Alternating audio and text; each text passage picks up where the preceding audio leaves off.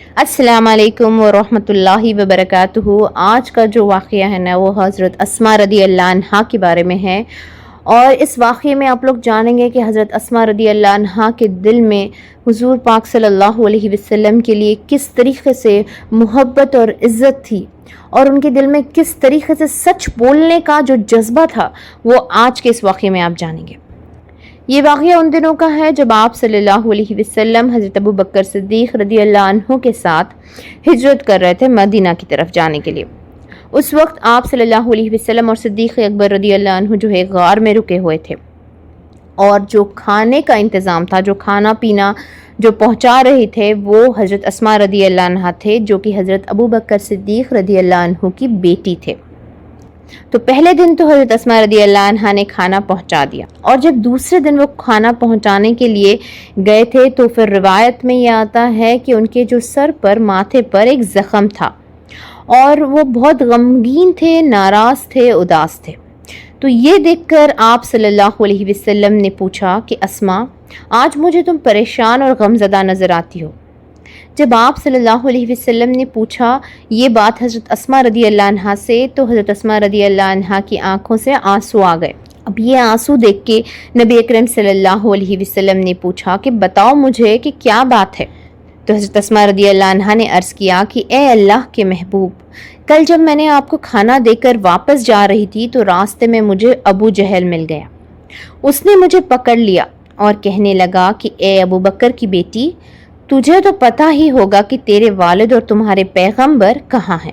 अब इसके बाद जो हज़रत अस्मा रदी अल्लाह अन्हा ने जवाब दिया, वो जवाब वाकई में हम लोगों को एक सीख देता है कि आज के ज़माने में भी जब ऐसा जुल्म नहीं है फिर भी हम लोग सच नहीं बोलते। जबकि उस वक्त हिजरत के ज़माने में यूँ आलम था कि मुसलमानों के ऊपर बड़ा जुल्म होता था। जब भी किसी काफिर को ये पता चलता था, मक्के के कुरैश को ये पता चलता था कि किसी ने इस्लाम कबूल कर लिया है, कोई मुसलमान हो गया है, तो वो फ़ौरन आ जाते थे उसको ईज़ा पहुँचाने के लिए, तकलीफ़ पहुँचाने के लिए।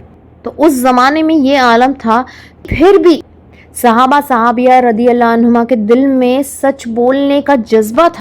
इसी जज्बे को आप हज़रत अस्मा रदी अल्लाह अन्हा के जवाब में जानेंगे कि हज़रत अस्मा रदी अल्लाह अन्हा ने जवाब दिया कि मुझे मालूम है लेकिन मैं तुझे नहीं बताऊंगी। कितनी बड़ी बात है ना। उनको पता है, अकेली लड़की है वो खाना देने जा रही है, उनको पता है कि बदबख्त अबू जहल जो है अब मुझ पर जुल्म कर सकता है, ये मुझे मार सकता है, लेकिन फिर भी आप रदी अल्लाह अन्हा ने सच ही बोला। अब जैसे उन्होंने सच बोला तो अबू जहल ने उन्हें धमकाया और डराना शुरू कर दिया और कहने लगा कि अगर तुम मुझे नहीं बताओगी तो मैं तुम्हें बहुत मारूंगा और सख्त सज़ा दूंगा। फिर भी हज़रत अस्मा रदी अल्लाह अन्हा ने कहा डट कर कि मैं हरगिज़ नहीं बताऊंगी। फिर वो कहने लगे कि ए अल्लाह के महबूब, उस अबू जहल ने मुझे एकदम ज़ोर का थप्पड़ लगाया ये सुनकर, और मैं नीचे गिर गई। पत्थर पर मेरा माथा लगा और उससे खून निकल आया और मेरी आंखों में से आंसू निकल आए।